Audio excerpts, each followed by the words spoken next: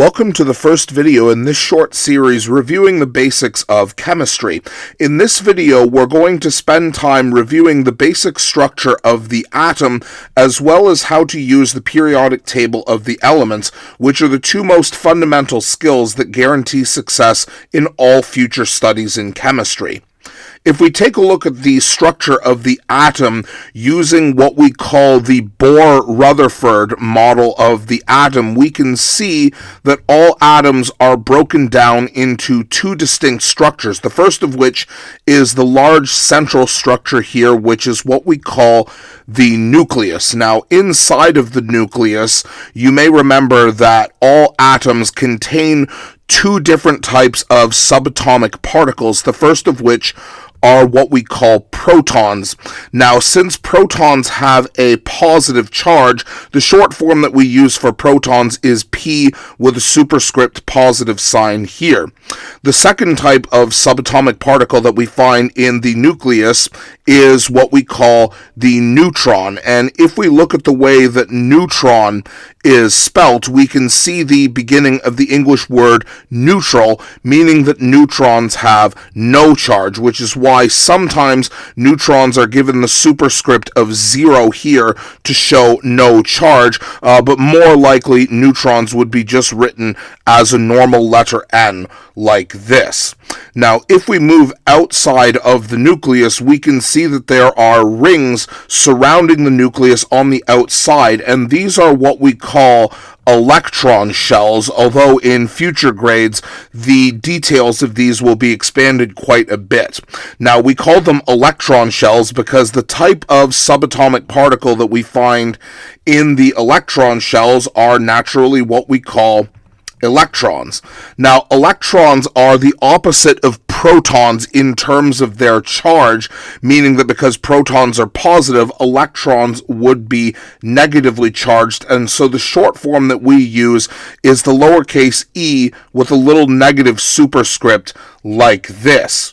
Now, most relevant to our studies in chemistry is the outermost electron shell, which is the electron shell that is farthest away from the nucleus, and this is what we call the valence shell. And in future videos, we will see how the valence shell is important for determining how an element reacts with other elements. Now, this particular Bohr-Rutherford structure of an atom is blank because we don't have any of the information that we need to know about the element, and therefore we need to use this model in tandem with the periodic table of the elements, which we can see looks something like this. So here we have all of the elements that exist in nature listed with all of their important details, but we're going to take a look at probably the most well-known element on Earth. This is, of course, oxygen, the element that we need to breathe in order to keep ourselves alive. We know that this is oxygen because the name oxygen is right here, although so that we don't need to write out oxygen whenever we're dealing with this particular element, we use the one-letter short form O, which is, of course, oxygen's chemical symbol. Now, some elements like oxygen have an easy-to-remember chemical symbol like O, and others, such as silver, have more difficult-to-remember chemical symbols. Silver happens to be Ag, and a lot of the time the chemical symbol is actually based on the name of the element, just not in English. For example, Ag comes from the Latin word for silver, argentium, which is where we get the Ag from. But again, the whole reason why we don't need to memorize chemical symbols is because the periodic table gives them to us. Now, if we wanted to identify this element as being oxygen, we could write its chemical symbol in the center of the nucleus like this. Now, the other two numbers that are most important for our purposes right now, one of which is found in the top, usually on the top left or top right of your periodic table, and this is what we call the atomic number. And the atomic number is very critical because this tells us the number of protons that a given element has. Usually as well, assuming that the element is considered neutral, meaning that it doesn't have more positive charge or more negative charge. It has the same amount of positive charge and negative charge. This means that the atomic number also tells us the number of electrons that a given element has. So in this case, this means that oxygen, because its atomic number is 8, this means we can designate in oxygen's nucleus that oxygen has 8 protons. It also means that in oxygen's electron shells, we can designate, and this will look seemingly random, but we'll look into the organization of electrons in the next video in this series. We can also show that oxygen has 2, 4, 6, 8 electrons, conforming with its atomic number. Now, the one detail of the element that we are missing right now is the number of neutrons, which is what we need the second number for. So this number here, let me rewrite this more neatly.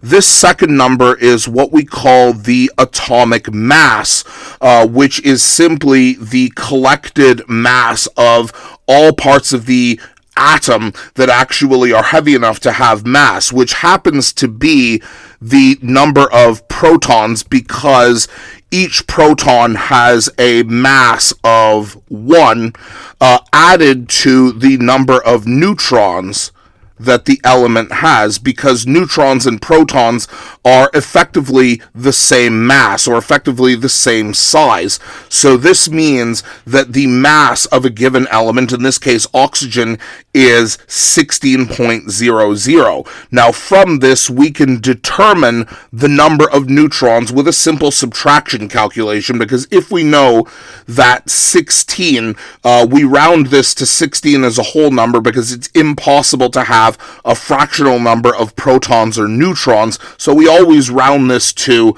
the closest whole number. So if we want to find out how many neutrons oxygen has, we simply take the atomic mass, which is protons plus neutrons, and if we know that the atomic number of 8 is only protons, and if we subtract these from each other, all we will have left are neutrons. So 16 minus 8 is 8. So that tells us that oxygen will also have 8 neutrons, and we can confirm this is correct because if we add the protons and neutrons in oxygen's nucleus together, 8 plus 8 gives us the atomic mass once again. This concludes the review from this first video. Before you move on to the next video that focuses in more detail on atomic structure, take a look at the practice table below. The purpose of this practice table is getting you re-familiarized with how to read the periodic table, how to find element symbols, number of protons and electrons, the atomic mass, and how to use the atomic mass to calculate the number of neutrons of each element. So complete this table first, and once you are sufficiently fluent with reading the periodic table and finding all of the critical information about elements, you can move on to the next video where we will look at the construction of atoms in more detail.